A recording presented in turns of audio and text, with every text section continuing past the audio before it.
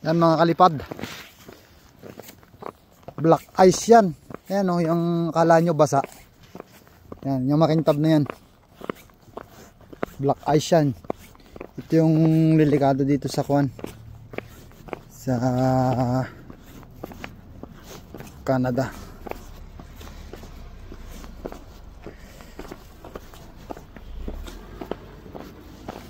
Ayan. Ayan mga kalipad, yung tigas nyan. So kailangan talaga pag maglalakad ka dito sa labas, kailangan naka cleats. Kasi once na hindi ka nag cleats dito, talagang madudulas ka, baka mabalian ng buto. Ayan mga kalipad. Ayan, ayan, kita nyo yan? Ayan o, black ice yan. Napakadulas nyan. Ayan, delikado din yan sa mga sasakyan. Mag-drip yung sasakyan pag dumulas din yung gulong. Yan, pag mabilis. Kaya dito, mga sasakyan pag ano, mabagal ang takbo, 70, 80, ganyan lang. Pag sa highway. Yan o, tingnan nyo. Yan yung mga kalipad. Yan o. Oh. Madulas. Eh, nakakalits naman tayo. Yan o. Nakakalits. Kaya okay lang. Kahit maglakad ako.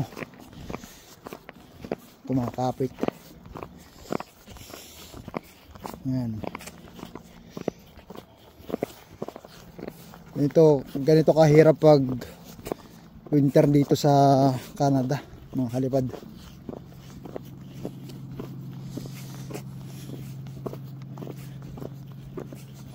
Sobrang dulas.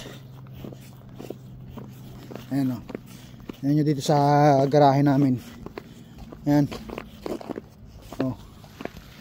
Ayan dulas. Ayan o. Black ice na. Ayan. Oh.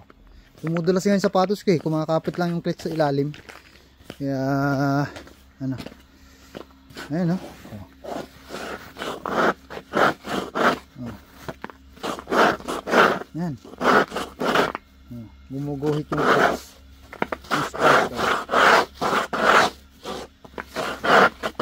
Parang kuskus na ng ano, yung sa halo-halo.